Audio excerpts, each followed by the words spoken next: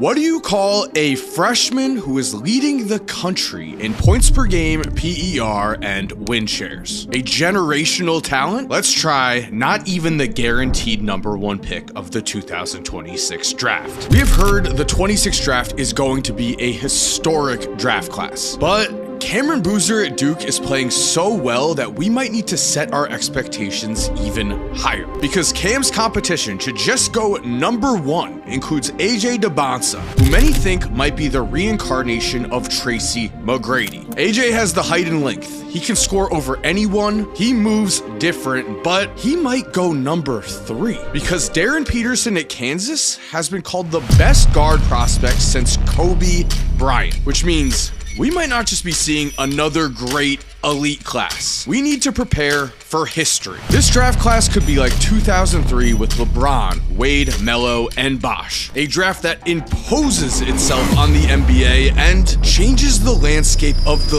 league as we know it. Right now, Cameron Boozer is projected to go #2, but he's having one of the best seasons by a freshman we have ever seen. If we compare Cam to recent Duke stars who became #1 picks or all-stars, Cooper, Zion, Tatum, Paulo, and Ingram, it is Cameron Boozer's numbers who leap out the most. This is crazy. Cam is the son of former NBA all-star Carlos Boozer, and in most drafts of the last 20 years, he would be the obvious #1 pick. At the age of just 15, Cam was Gatorade Player of the Year and was named Mr. Basketball USA as a sophomore. He then won both of those awards again as a senior. And side note, his twin brother Caden is a point guard who is also supposed to be a first-round pick. But it is Cameron who looks like the prize. We really need to stress this. Cameron Boozer is not a high-flying Zion-type specimen. Instead, like Nikola Jokic and Luka, Cameron Boozer's game does not scream superstar right away. But Boozer is special. He doesn't have top-tier athleticism, sure. What he does have is the ability to control games at this level the same way Jokic and Luka do. Cam gets defenders to play at his pace. He is always keeping defenders guessing. He has intangibles you just really cannot teach. I'm talking about things like incredible outlet passes that lead to easy baskets, an absurdly fast ability to make decisions that always leads to the right play. And what's even better is that while the film is great, the advanced stats are nuts. Boozer is currently on pace to break the record for win shares per 48 minutes in a single college basketball season. He is also currently top 5 nationally in 10 different advanced stats. He is easily on pace to be National Player of the Year, so we have to wonder what is holding him back from being the guaranteed #1 pick. Because this is also nothing new. In high school, at every single major event against top competition he played in, Boozer had at least a 70% true shooting percentage. He is a tank, a superstar at every level he's played at, and I'm going to just focus on one game here against Florida so we can see all it takes is one game for his full offensive game to be on full display. Zooming in here, out of a pick and roll with his twin brother Caden. Cam takes it, fakes, bumps the defender, shows his power, bucket. Then he keeps the defense guessing. He is comfortable with the ball in his hands, pump fake, great footwork, another basket. Now let's look at the versatility. The defense is guessing after that last play, so he hits a quick fake and drills a 3. Scouts are saying he is a more athletic, prime Kevin Love, back when Kevin Love was a bit doughy. And right now, Cam is definitely at his best around the basket, but we can see the potential for an all-around game. Here on the steal, full court sprint, ball is in his hands, and then an extremely tough finish. We are watching an elite prospect just enforcing his will on the game. Boozer would finish this game with 29 points, and on the final 2 plays for Duke, on play 1, he scores a clutch basket, and then play 2, he makes the right read and assists on a game winner. Duke is currently 11-0 with Cam as its star. I don't think his athleticism is going to hinder him, and again, in most drafts, Boozer would be a lock for #1. But if we are looking at athletic freaks, there is a reason some people believe Cam should go 3rd behind Darren Peterson and AJ DeBonsa. AJ is the kind of star whose highlights just jump off the screen. I want us to just watch AJ's game against the Boozer twins because as we are watching, this man is shooting the most heavily contested shots and just draining 3 after 3. Right here, we're seeing AJ's ability to make any shot, but there's a much bigger reason why he is receiving even young young Kevin Durant comparisons, his scoring versatility. At BYU this season, AJ has cut down on the threes, only taking 2.5 a game. His main focus has been improving his ability to slash to the basket. That hasn't slowed him down one bit. He's averaging 21.1 points on 55.6% shooting from the field, as BYU has jumped out to a 10-1 record and is currently ranked 10th in the nation. And AJ winning and starring is nothing new. In fact, AJ should be the #1 pick of the 2027 draft, but in high school, he chose to reclassify and instead compete for the top spot in this one. And unlike some other pure scorers that we know, AJ is an elite competitor and a relentless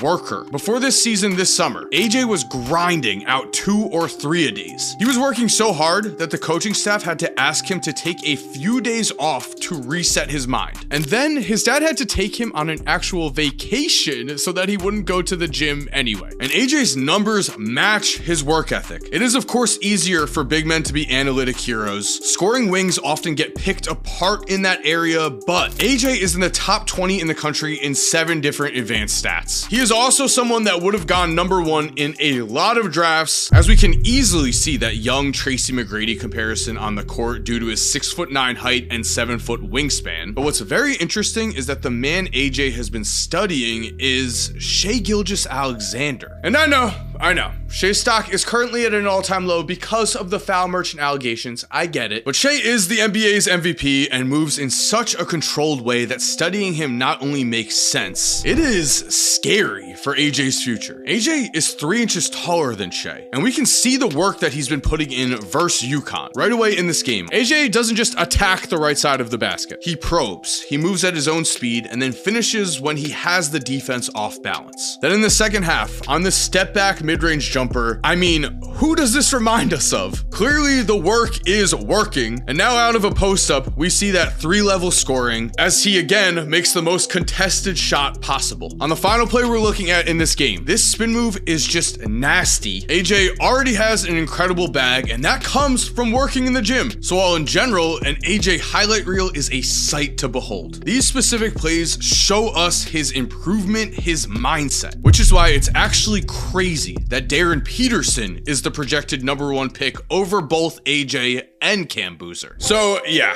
on top of Kobe Bryant, there are scouts that are uttering the name Michael Jordan when it comes to Darren Peterson. Not me. We don't need this to become another Steph Curry with a 40-inch vertical, but I do want to ask, why are they mentioning Jordan's name with Peterson? A 6'5" combo guard with a 6'10" wingspan. Peterson is considered the player with the highest ceiling here because of what he's already shown us. He can do everything. He's a menace on defense. He's lightning fast in transition. He can fly through the air. His jump shot is so smooth. CJ McCollum has not only said, quote, I think he, Darren Peterson, could have played in the NBA last year when he was a high school senior, but also, I hope that when it's all said and done, it's LeBron coming out of Ohio, and then you're talking about him. Are you hearing this? Now, Darren has been injured a lot this year, so his talent in college hasn't been fully shown yet. What we also know is that as a senior, Peterson was ranked the #2 recruit in high school until a matchup with AJ. In this game, AJ scored 49 points. Amazing, right? Darren somehow outdid him, pouring in an almost unbelievable 61 in one of the best high school performances I've ever seen. And with the game on the line, down 1, Darren really went and did this.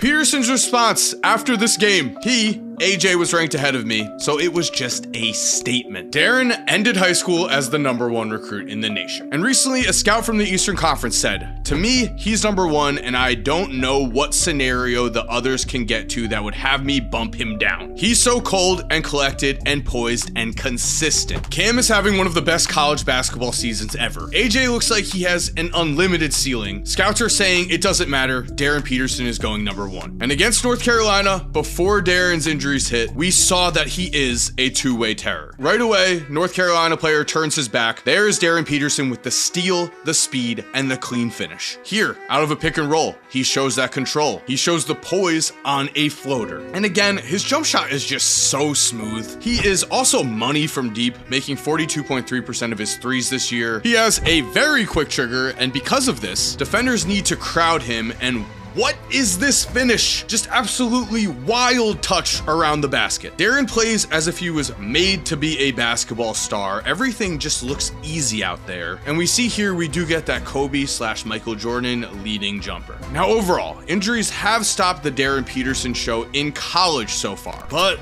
there's a reason why this draft is being compared to the 2003 draft. Cam, AJ, Darren, all have superstar potential. The only question we have left is who will be the face of this potentially historic draft? Who is going to be their LeBron? And so there we have it. Thank you for watching. I hope you enjoyed today's video. If you did, I really think you're going to like the videos that are on the screen right now. And if you're already subscribed, thank you so much for supporting. You're awesome. We all know it. And as always, have an awesome day and cue that music.